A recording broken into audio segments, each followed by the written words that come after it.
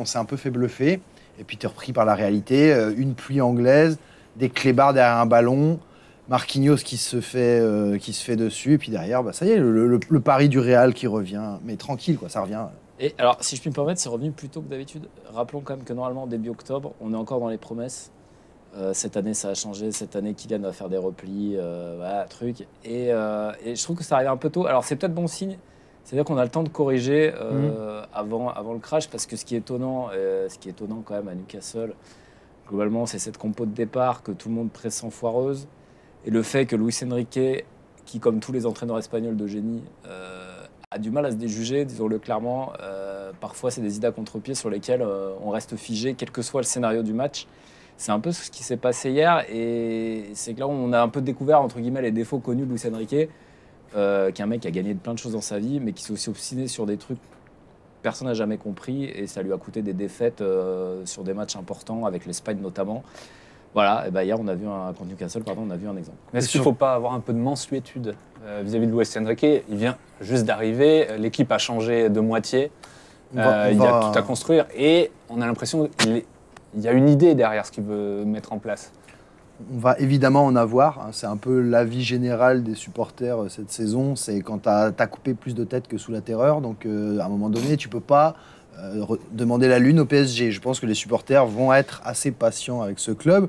Le problème, c'est quand même qu'hier, contre Newcastle, déjà, tu avais vu contre Clermont que tes 4 attaquants, ça ne le fait pas. Donc, tu te fais bouffer par des Auvergnats. Par la lanterne rouge. Qu'est-ce que tu penses que tu vas aller faire face aux tarés du nord de l'Angleterre, qui revenaient dans un stade de furie, des mecs qui croquent, et tu réalignes ces 4-là. Donc, tu enlèves Vitinha. Le seul système qui a bien fonctionné en ce début de saison, c'était ce 4-3-3. On en pense qu'on en veut de Vitinha. Avec Luis Enrique, il regagnait un peu de confiance. Les 3 mecs, Ugarte, Zahir Emery et lui, s'entendaient. Et surtout que tu as le milieu de terrain de Newcastle. Enfin, il la voit, la compo, il n'est pas neuneux, enfin, je crois pas. Et bah, t'as le milieu de terrain que tu aimerais bien voir à Paris, il s'appelle Bruno G. Ouais. Et pas Bruno Genesio. Et c'est pas Bruno Genesio, c'est Bruno Guimaraes. Et j'aurais bien aimé qu'un jour le PSG se mette dessus, peut-être avant qu'il parte de l'OL. Parce que c'est tout à fait le genre de profil qui manque à ce club. Qui part pour Mais du coup, est-ce que justement, au-delà de Luis Enrique, c'est plus le club qui a à mettre en cause, notamment pas avoir remplacé Verratti, avoir mis Mbappé de côté pendant des semaines pour rien, parce qu'au final, il n'a pas prolongé, il n'est pas parti, et il rejoue quand même. Ouais, mais ça lui a fait les pieds. Et rien que ça fait plaisir. Ça se voit sur le terrain. Parlons-en du général Mbappé. Bapon, rappelez-le comme vous voulez. Ouais, on peut lui tailler un costard tout de suite. Attitude proprement scandaleuse. Voilà, sur le terrain à Newcastle. C'est pas la première fois. Mais là, c'était visible. Et à un moment donné, alors il peut effectivement y avoir des excuses sur la préparation, sur le niveau sportif. Mais on peut rater des matchs, honnêtement, Mbappé, pas Mbappé, les autres aussi. En revanche, ce qu'on ne peut pas montrer, c'est une attitude défaillante, surtout quand on est la star du projet, qu'on a viré tous les autres ou fait virer tous les autres indirectement. Et ramener tous les C'est un signal que tu envoies à tes coéquipiers sur un match difficile où tu galères. Ça arrive, honnêtement, n'importe qui galère. Le Real, il galère sur des terrains pas possibles en Europe. Arsenal. Voilà. Arsenal à Lens, parlons-en. Il faut quand même que ce jour-là, tes leaders, et ton meilleur joueur, il montre l'exemple en disant les gars, on va s'en sortir. En fait, c'est plus ça. Tu peux être mauvais. Tout le monde a le droit d'être mauvais, même Kylian. Mais tu peux pas dire ouais, je m'en bats les couilles, je suis mauvais, en plus ça me saoule. Ouais, c'est ça hier, c'était ça. Cette défaillance mentale, elle me laisse pantois. Enfin, non, mais tu te dis, on connaît ses exigences, ses ambitions à Kylian Mbappé, il rêve du Ballon d'Or, pas qu'en se rasant. Je trouve que cette attitude-là, ok, c'est peut-être un match, peut-être qu'il va pas bien, peut-être que Daniel Riolo a raison et que c'est devenu le roi de la nuit parisienne, Kylian Mbappé. Peut-être pour ça qu'il est resté à Paris. On pense que c'est le sportif, alors que ça se trouve, c'est juste... Les boîtes de nuit madrilènes sont pas si ouf. Bah, la vie nocturne parisienne a quand même un petit attrait. Vous le savez tous. Il est en train de se démariser, voilà. Mais voilà, alors ça peut arriver, ça peut être un one-shot. Les supporters, moi, je vais lui laisser une fois le bénéfice du doute. Mais je trouve que dans la mentalité, c'est absolument tout l'opposé d'un grand joueur, de ce à quoi il veut tendre et aspirer. J'ai pas compris hier. Il fait sa tête de petit con, il fait un dribble, il perd le ballon, il en a rien à carrer de la récup. Mais c'est des attitudes que tu dois pas avoir au plus haut niveau, surtout pas quand t'es, selon ton coach, le meilleur joueur du monde. T'es le meilleur joueur du monde, montre-le dans l'état d'esprit. Et arrête de t'en... Mais t'as vu les limites, t'as vu que Dembélé, quand tu vois jouer Dembélé, tu sais qu'il est comme ça, il crée des choses, mais il rate 9 fois sur 10 la fin. Kolo-Muani, pour l'instant c'est compliqué. Gonzalo Ramos, 80 plaques, on s'est bien douté que ça sentait l'achat pour faire plaisir à Georges Mendes. Ça sent l'achat pour faire plaisir à Georges Mendes. Barcola, il a 14 ans. Et au milieu de terrain, ton meilleur joueur, super joueur, on va le dire, super joueur, Zaïre Emery, qui est le seul à émerger, que tu envoies derrière en conf de presse. Parce que ça, on va en parler aussi. L'institution, Mbappé, on l'a pas vu sur le terrain, on l'a pas vu non plus en zone mixte pour assumer un fiasco pas possible. Il était soi-disant au téléphone. Voilà, William nous a dit qu'il a fait le coup. On avait William à Newcastle, il nous a fait le coup de excusez-moi, j'ai un double appel. Voilà, Marquinhos, qui en plus est responsable, capitaine, on l'entend pas. Voilà. En fait, encore une fois, on est en conversation, on a retrouvé ce PSG qui dysfonctionne en fait partout sur le terrain, hors du terrain, alors qu'on pensait que cette année, quand il nous a fait la fin des paillettes, on y a vraiment cru parce qu'il s'est passé des trucs quand même cet été plus que d'habitude.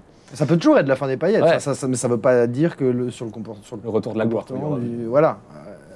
Après, moi, je pense que quand même tout est aussi lié à ce que fait Enrique sur le terrain hier soir, en démantelant ce milieu qui marchait, cette sécurité. Et derrière, derrière Kolo-Muani, il joue, on ne sait pas trop ce qu'il fait, il est complètement paumé. Lui non plus. Et ouais, je trouve que les joueurs n'ont pas été mis dans de bonnes conditions. Et après, tu as beau avoir des Lucas Hernandez, quelques guerriers. On t'a aussi acheté une. Ouais, je vais me calmer, mais. Une paralytique, Emilian Skriniar en défense centrale. Je ne veux rien comprendre. Non, mais ce qui est inquiétant un peu, c'est que d'habitude, tu te fracasses sur le mur de réalité contre une grosse équipe de C1. Là, tu te fracasses contre Newcastle, qui n'avait pas joué depuis 25 ans la C1, avec Longstaff et Johnny Murphy. Enfin, il y a des bons joueurs, mais. On ne parle pas d'un prétendant, ne serait-ce qu'à la qualification en 8e de finale, en théorie, au départ. Voilà. C'est ça qui est un peu inquiétant maintenant. Voilà. Après, on a parlé de groupe de la mort. Enfin, les gens ont parlé de groupe de la mort. Bon, mais c'est le nouveau riche aussi. Parce qu'il y a une attente. Et puis quand tu finis 4e de première ligue, bon. C'est un vrai club de foot. Quand même oser espérer sortir, passer les Mais c'est pas le Bayern. Même si le Bayern était nul l'an dernier, c'est pas l'histoire du Bayern, c'est pas le Real Madrid. C'est pas le Barça, c'est pas tous ces clubs qui ont éliminé le PSG ces derniers temps, même le Manchester d'il y a 4-5 ans maintenant. Voilà, donc, mais moi je dis ça arrive peut-être au bon moment. C'est ça. Franchement, il faut voir le côté positif. Il faut dire qu'Mbappé est peut-être à 50% de ce qu'il sait faire sur un terrain, ou alors le contraire, c'est inquiétant. Que les joueurs que Kolo-Muani ça va fitter, que Dembélé va quand même marquer 10-15 buts à force de faire n'importe quoi. Qu'il en mette 7-8, mais qu'ils se refassent des passes D comme il faisait avant. Non, mais il faut pas tout brûler, moi. On va pas tout brûler. On peut souligner quand même, on n'a pas parlé de lui, mais Ugarte est quand même une des grosses satisfactions du recrutement parisien. Et si on t'avait dit ça il y a quelques mois, Aymeric, moi je pensais que c'était une enfilade de Jorge Mendes. Après, voilà, Ugarte à Newcastle sous pression dans un milieu qui prend l'eau, il peut pas tout faire. Il a fait comme tout le monde. Non mais voilà, puis tu payes quand même ce choix de vendre Verratti qui est incompréhensible et qui va te poursuivre toute la saison comme un fantôme parce qu'à chaque fois que ton milieu va craquer, et il va craquer souvent vu les pimpins que tu as sur le banc. Alors qu'en plus, ça aurait fait un pote de soirée super pour Kylian. C'est vrai. C'est vraiment incompréhensible. S'adorait. Une dernière question parisien. Est-ce que Luis Enrique paye aussi sa communication à toujours encenser ses joueurs? C'était le match parfait, c'est des joueurs magnifiques. C'est la confiance. Non, il parle pas de comme ça. C'était Unai Emery, ça. Daniel Leclerc qui pour l'instant, il est dans son rôle. Il est dans de la com, la calinothérapie, il prend tout sur lui, c'est moi. Newcastle il dit c'est moi, en même temps il dit c'est moi, un peu la phrase toute faite, je suis unique responsable, est-ce que vous remettez en cause votre système? Non, c'est comme ça qu'il fallait jouer. Et j'ai adoré ce qu'on fait les joueurs. Alors, ça faisait un peu la phrase toute faite, comme l'entraîneur qui prend la défaite mais qui en pense pas, c'est moi si vous voulez, allez, ça vous fait plaisir. Luis Enrique depuis le début, les confrères qui vont en conférence de presse chaque jour nous le disent, il y a zéro, il pose des questions tactiques, ils ne te répondent à rien. Donc ça, il est dans le rôle du coach du PSG, Galtier est tombé dans ce rôle-là, Tourelle a fini par se fermer. Luis Enrique méprise du journaliste. Oui, alors les Français, des échos qu'on en a, il était assez content de débarquer dans un pays où les seules questions, c'est pas sur la femme d'un machin ou qui a été en boîte. Il était assez content. En même temps, Luis Enrique est un historique qui plaît dans sa faveur avec tous les journalistes espagnols qui l'ont harcelé sur sa fille. Il pourrait twitcher un peu plus pour venir là, il parlerait avec un peu plus de liberté. On va l'inviter. Claro.